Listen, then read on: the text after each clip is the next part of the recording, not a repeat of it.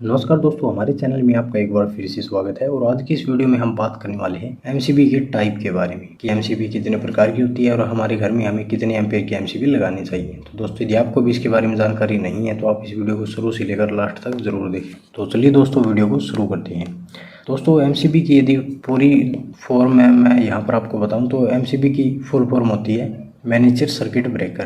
दोस्तों, यह एमसीबी हमें दो प्रकार की प्रोटेक्शन देती है। एक होती है ओवरलोड प्रोटेक्शन, दूसरी होती है शॉर्ट सर्किट प्रोटेक्शन। दोस्तों, ओवरलोड प्रोटेक्शन हमारी वह होती है, मान लीजिए आपने अपने घर में 10 एम्पियर की एमसीबी लगाई हुई है और आप उस एमसीबी को लगाने के बाद उस एमसीबी में से 10 एम्पियर से ज़्यादा लोड निकालते हैं, यानी 12 एम्पियर या फिर 15 एम्पियर लोड निकालने की कोशिश करते हैं। यानी कहने का मतलब है कि 10 एम्पियर से ज़्यादा हैवी लोड आप उसके ऊपर चला देते हैं तो वह एमसीबी जो है वो ट्रिप हो जाएगी और आपके जो उपकरण चल रहा है उसको बंद कर देगी। यह होती है हमारी ओवरलोड प्रोटेक्शन। तो इसलिए सबसे पहले आपको यह देखना होगा कि आपके घर का लोड कितना है।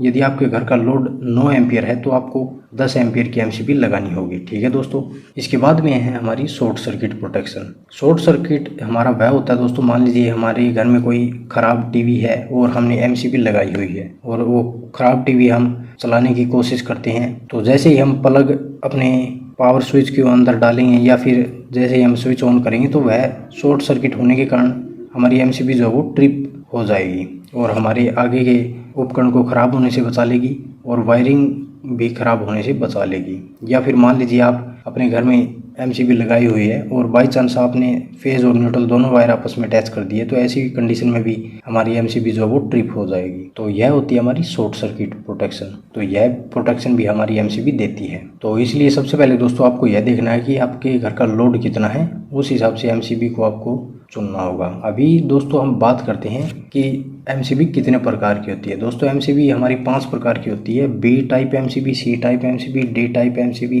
के टाइप एमसीबी और जेड टाइप एमसीबी। ठीक है दोस्तों। तो दोस्तों, बी टाइप की एमसीबी का ट्रिपिंग टाइम जो है वो 3 से 5 गुना होता है और इसका ऑपरेटिंग टाइम जो है वो 0.04 से 13 सेकंड होता है। मान लीजिए दोस्तों आपने अपने घर में बी टाइप की एमसीबी लगाई हुई है और किसी कारण से इसके अंदर से 3 से 5 गुना ज़्यादा करंट फ्लो हो जाता है तो यह एमसीबी जो है वो 0.04 से 13 सेकंड के बीच में ही ट्रिप हो जाएगी। तो बी टाइप की एमसीबी का इस्तेमाल जो है वो रेजिस्टिव और डोमेस्टिक अप्लायंस के लिए यूज़ किया जाता है, यानी कि जो हमारे घर में रूम हीटर वगैरह होती है उस तरह के उपकरण में आपको बी टाइप की एमसीबी देखने को मिलेगी। इसके बाद में दोस्तों हमारी सी टाइप की एमसीबी। दोस्तों, सी टाइप की एमसीबी हमारे घर में यूज़ की जाती है, इसमें हम लगभग सभी लोड के लिए यूज़ करते हैं। दोस्तों, सी टाइप की एमसीबी का ट्रिपिंग टाइम 5 से 10 गुना होता है और इसका ऑपरेटिंग टाइम 0.04 से 5 सेकंड होता है। यानी कि आपने सी टाइप की एमसीबी लगाई हुई है और इसके अंदर से 5 से 10 गुना ज़्यादा करंट फ्लो होने लगता है, तब यह हमारी एमसीबी 0.04 से 5 सेकंड के बीच में ही ट्रिप हो जाएगी। और सी टाइप की एमसीबी का इस्तेमाल हम कमर्शियल और इंडस्ट्रियल लेवल में यूज़ करते हैं, यानी हमारी घर में भी हम इसको यूज़ कर सकते हैं, ऑफिस वगैरह है या फिर हमारी कोई कंपनी वगैरह है तो वहाँ पर भी हम इसका यूज़ आसानी से कर सकते हैं। जैसे दुकान, ऑफिस, कहीं पर भी हम इसको यूज़ कर सकते हैं। बस आपको यह पता होना चाहिए कि आपका घर का लोड कितने एम्पियर है और आपको कितनी एम्पियर की एमसीबी लगानी है। इसके बारे में भी हम आगे बात करेंगे। इसके बाद में हमारी डी टाइप की एमसीबी। दोस्तों, डी टाइप की एमसीबी का ट्रिपिंग टाइम 10 से 20 गुना होता है और इसका ऑपरेटिंग टाइम 0.04 से 3 सेकंड होता है। यानी कि दोस्तों मान लीजिए आपने डी टाइप की एमसीबी लगाई हुई है और इसके अंदर आपने 10 या फिर 20 गुना ज़्यादा करंट फ्लो करा दिया, यानी इसके अंदर से 10 या फिर 20 गुना ज़्यादा करंट फ्लो होने लगता है तो यह एमसीबी 0.04 सेकंड से लेकर 3 सेकंड के अंदर ट्रिप हो जाएगी। तो डी टाइप की एमसीबी का इस्तेमाल जो है वो हाई स्टार्टिंग करंट के लिए किया जाता है, यानी हमारे घर में जो मोटर होती है उसको चलाने के लिए डी टाइप की एमसीबी का यूज़ किया जाता है, क्योंकि जब मोटर हमारी स्टार्ट होती है तो वह शुरुआत में थोड़ा ज़्यादा करंट लेती है। ठीक है दोस्तों। इसके बाद में हमारी के टाइप की एमसीबी। के टाइप की एमसीबी का ट्रिपिंग टाइम जो है वो 8 से 12 गुना होता है और इसका ऑपरेटिंग टाइम 0.1 सेकंड से भी कम होता है। यानी कि दोस्तों आपने के टाइप की एमसीबी अपने घर में यूज़ की है तो उसके अंदर से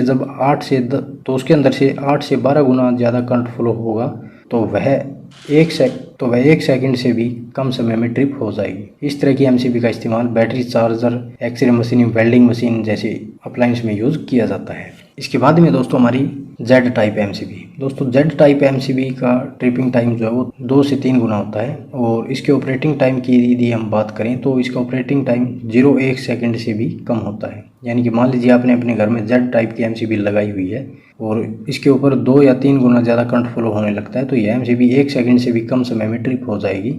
और जेड टाइप की एमसीबी का इस्तेमाल सेमीकंडक्टर अप्लायंस के अंदर किया जाता है।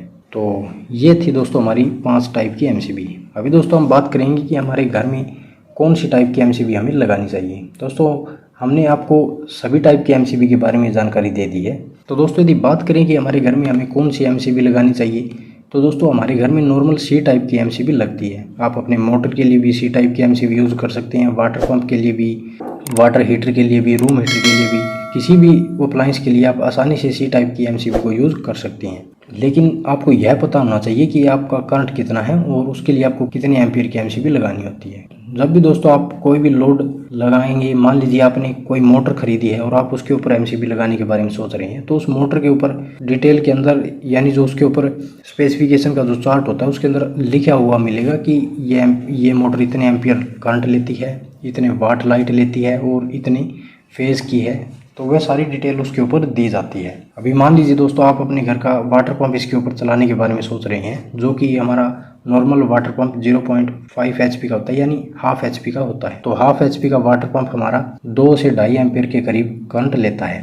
तो 2.5 एम्पीयर की एमसीबी हमारी आएगी नहीं। इसके साथ में यदि मान लीजिए आप 2 वाटर पंप चलाते हैं 2.5 एम्पीयर की, तो टोटल हमारा 5 एम्पीयर लोड हो जाता है। तो आप 6 एम्पीयर की एमसीबी ले सकते हैं। ठीक है दोस्तों, यदि आपने अपने घर में आटा वाली चक्की चलानी है जो कि हमारी थोड़ा ज़्यादा लोड लेती है, तो आटे वाली जो चक्की होती है उसके लिए आप 20 एम्पीयर की एमसीबी यूज़ कर सकते हैं, 25 एम्पीयर की भी एमसीबी यूज़ कर सकती है। तो इस तरह से आपको यह देखना होगा कि आपके घर का लोड कितना है और उस पर आपको सी टाइप एमसीबी कितनी एम्पीयर की लगानी है। ठीक है दोस्तों, तो नॉर्मल जो सभी अप्लायंस के लिए हम यूज़ करते हैं वो 16 एम्पीयर की एमसीबी यूज़ करते हैं। 16 एम्पीयर में हम एयर कंडीशनर भी चला सकते हैं, रूम हीटर भी चला सकते हैं, मोटर भी चला सकते हैं, कोई भी लोड हो हम 16 एम्पीयर की एमसीबी से आसानी से चला सकते हैं। यदि आपको ज़्यादा हैवी लोड चलाना है, मान लीजिए आपको कभी कभार वेल्डिंग मशीन जैसे इस तरह का लोड चलाना है, तो फिर आपको या तो डायरेक्ट सप्लाई से कनेक्शन करना होगा या फिर आपको और ज़्यादा एम्पीयर की एमसीबी लेनी होगी। नॉर्मल हमारे घर में दोस्तों room heater, water heater, water pump इस तरह का लोड चलता है और इसमें हम 16 एम्पीयर की या फिर 20 एम्पीयर की एमसीबी यूज़ कर सकते हैं, इसमें कोई दिक्कत नहीं है। ठीक है दोस्तों, तो बाकी दोस्तों इस वीडियो के बारे में यदि आपका कोई सवाल या सुझाव हो या फिर आपको कोई और जानकारी लेनी हो तो आप हमसे कमेंट करके पूछ सकते हैं। तो मिलते हैं दोस्तों इसी तरह की नेक्स्ट जानकारी के साथ, तब तक के लिए धन्यवाद।